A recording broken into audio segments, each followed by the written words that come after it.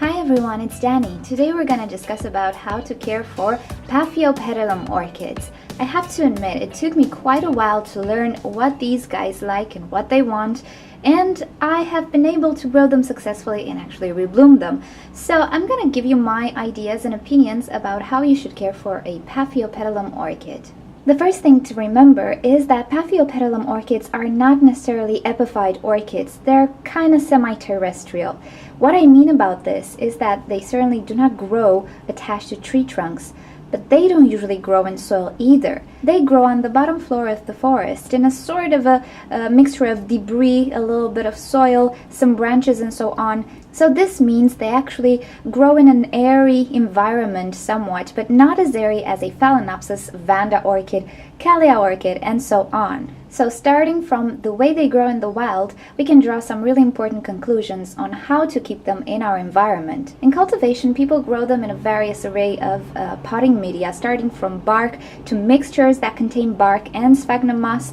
Sometimes they only use sphagnum moss, sometimes coconut husk, and so on. But the bottom line is, this orchid, being that it's not a true epiphyte, does not like to dry out completely for long periods of time. For this reason, my main preferred media is a mixture, either with coconut husk and bark, either bark and sphagnum moss, something that retains slightly more water than only bark media. This keeps me from dehydrating my orchid. It's really crucial not to let your orchid dry out for a lot of time, and I learned this firsthand when I repotted my first Paphiopedilum orchid in bark media in summertime. And the bark got so dry so fast that I didn't cope with watering, and what happened was the roots eventually desiccated and died. I was forced to repot or re-repot my Paphiopedilum shortly after in a much more water-retentive media. So first rule about watering Paphiopedilum orchids is to never let them go bone dry for long periods of time. Of course, the frequency of watering will depend on your environment. All you need to do is watch that media, and when it's still slightly damp, slightly moist, you can give a good water to your Paphiopedilum orchid. Now, since this orchid is not a true terrestrial orchid either, ventilation is still important. As you can see, all my pots have ventilation holes on the side. This actually prevents root rot, prevents root suffocation that leads to root rot, and so on. So even if my media is always constantly moist, I do have a lot of ventilation and the roots of my orchid do not rot. As far as fertilizing goes, I kind of treat them just like my other orchids, at least the hybrids you can find available in the shops. They receive regular fertilizing along with my other orchids, but there are some Paphiopedilum species which require the addition of calcium. In the description of this video, you will find a link towards a chart which will tell you which Paphiopedilum orchids need the addition of calcium and which do not. So check your Paphiopedilum's name, see if it is one of those species or a hybrid of those species, and you will know if you have to add calcium or not. You can add calcium to your Paphiopedilum orchid by using limestone in the pot, also crushed seashells, and also you can use tap water, which is not inert from the point of view of minerals. This is actually what I do. I have medium soft or medium hard water, which is good for all the orchids, but for Paphiopedilums which require the addition of calcium, it is certainly really great, combined of course with the fertilizer that I use, which contains an addition of calcium as well. Other than that, you can fertilize following your most preferred routine, whether it's weekly, or every 2 weeks, or even once a month. Just keep in mind that in between fertilized waters, you need to use clean water just to flush out the salt buildups. Regarding temperatures, these orchids grow in a cool to intermediate temperature environment, but they can certainly withstand higher temperatures as well. It's not ideal, but if it happens, they can withstand it. So I would say a temperature range between 17 degrees Celsius in the nighttime and 24 degrees Celsius in the daytime is perfectly fine for most of the hybrids you can find available in the shops. Of course, there are a few exceptions with a few species, but most of the hybrids you will find available in the shops will tolerate this temperature range because they were hybridized to tolerate life in a windowsill. So if you have a certain species that you acquired from a nursery, just check out that species requirements. But if you have a no ID Paphiopedilum, you're pretty much good with the temperatures you can provide in your home. As far as light goes, there is a difference as well. Usually these Paphiopedilums will do good in intermediate to almost high quantity of light. Now, it is said that Paphiopedilums which have green leaves require less light than those who have mottled leaves. I'm really not sure what to say about this because I keep these Paphiopedilums in intermediate conditions. I don't give them direct sun. It's just a sort of a bright light, not as bright as Oncidiums, but intermediate Phalaenopsis light, let's say, and they both do good and bloom regularly. So I think if you can provide the same light quantity or even a little bit more than you would give a Phalaenopsis orchid, you would be absolutely great with a Paphiopedilum as well. This orchid will rebloom whenever a new rosette is actually reaching maturity. As you can see from each rosette, there will be a flower spike with only one flower in some cases, and multiple flowers in other cases. It just depends on your hybrid, but each rosette will actually bloom just one flower spike out of the center of the crown. Some Paphiopedilum hybrids or species can be sequential bloomers, which means from this very same flower spike, it can rebloom time after time for a period of time. Most of the hybrids you will easily find in shops. Most of the no ID hybrids will actually have only one flower per flower spike. Now, the rosette will only bloom once,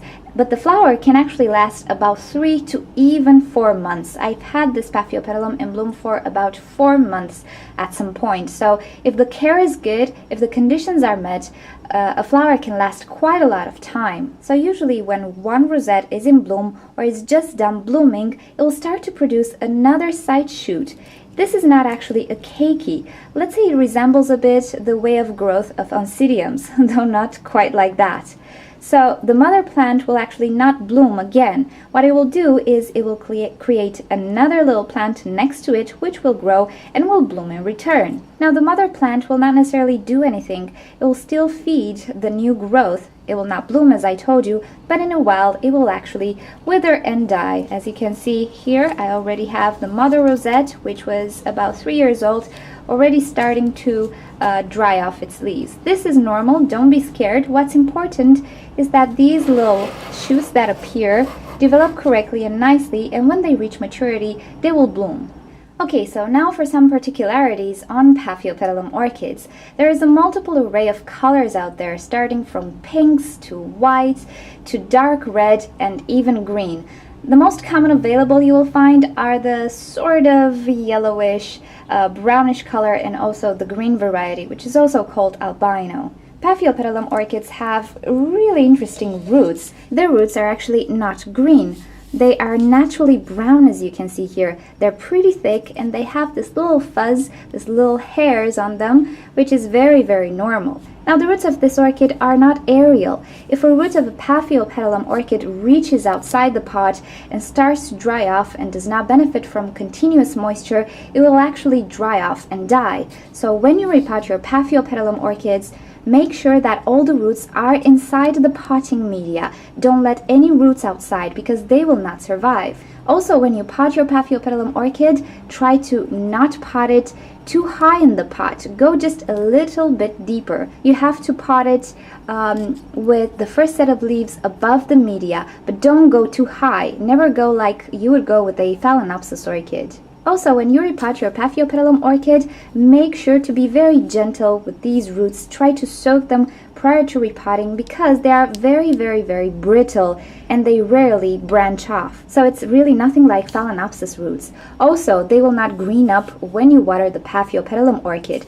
When they're dry, they can be slightly more yellow. When they're wet, they can be a little bit more brown. Now, Paphiopedilum orchids can be quite nice to look at the foliage actually. As you can see, I have quite a few variations here, starting from the all green Paphiopedilum foliage to the mottled one. This is really nice foliage here, but also you can have this type of mottling, which is not necessarily super mottled, but it's not green either. It's really, really pretty, and some Paphiopedilums can actually have a tan-like color, kind of a green bluish color. They are really, really nice to look at even if they're not in bloom. Now, propagation of these orchids is not really easy. That's why most Paphiopedilum species, if you were to buy them from a reputable nursery, will actually be more expensive than your average Oncidium, Cattleya, or Phalaenopsis orchid. The easiest way to propagate them, I think, is by division, but you need to wait for your plant to be a pretty big bush. Let's say you will have 7 or more rosettes. You can actually make a division out of the 2 then, but until then, I suggest that you do not divide your Paphiopedilum orchid, and certainly do not remove individual rosettes from the orchid. This will actually deplete the orchid of its energy. There's no actual guarantee that your orchid will survive. So anyway, they are very slow growers, and until the point comes in which you would like to divide this orchid, a lot of years have already passed. So I suggest you leave your Paphiopedilum alone and observe it and enjoy it the way it is. And if you want to gift a Paphiopedilum orchid to a friend, just buy him a new one. Do not try to divide your Paphiopedilum orchid. Now, when a new flower spike arises from a Paphiopedilum orchid, usually it's a good idea to stake it, because the shape of it unstaked is really not pretty. It can wobble around pretty much. As you can see, the spike is really, really flexible and kind of brittle, so a good idea would be to stake it up at this stage like this. Since it's very flexible, this will not be a hard task to do. Just beware, do not use clippers on Paphiopedilum orchids until the flower spike is matured, because it is so brittle it can actually pinch it off. I have a video on how to stake Paphiopedilum flower spikes, so in the description you will find a link towards that video as well if you want to take a look at it. If you have a Paphiopedilum orchid which only produces one flower, it is not a sequential bloomer, when you see that the flower has dried off, you are absolutely free to cut the flower spike. You will also notice that the flower spike will start to dry as well, so you can cut it as close to the base as possible. Now, as I told you, the orchid will start to produce another shoot which will mature in about 1.5 years or 2, depends, and it will bloom again. But this orchid can produce multiple growths on the sides, so if you have an orchid which has multiple rosettes, you can have flower spikes more frequent than every 2 years or so don't worry. Now, some Paphiopedilum orchids can have somewhat weird behaviors. This orchid here produced, instead of a flower spike, an actual plant on top of the orchid. Now, at some point I noticed little nubbins from the stake here, from the spike, which were actually nubbins of roots, but since the orchid was in thin air, it didn't have moisture around those little nubbins, the roots did not form. So what I did was create a sort of a wet environment around that stem. I do have a video on this because I filmed it, so you can check that out in the description. So when I saw that this little baby started to produce roots around that wet media on top of the orchid, I simply cut it and placed it in a pot of its own. Now, when I potted it, the roots were really tiny, possibly 2 centimeters long, if 2 centimeters long, and indeed the growth of this orchid is pretty slow since it does not benefit from a mother plant. But as you can see, the roots are really growing nicely, so this is a healthy little orchid. So if your Paphiopedilum orchid displays a similar behavior, you can check out the video that I made back then and see how I handled the situation, and apparently it did good. Alright, so I hope you enjoyed this video and you learned something new. If I forgot to mention something or you have further questions, please leave me a comment and I will get back to you. If you want to see more videos, you can subscribe to my channel because I post quite often. And also, if you have suggestions for me for videos, just leave me a comment and I will try to make a video for you. Until next time, happy growing everyone, and have a great week. Bye!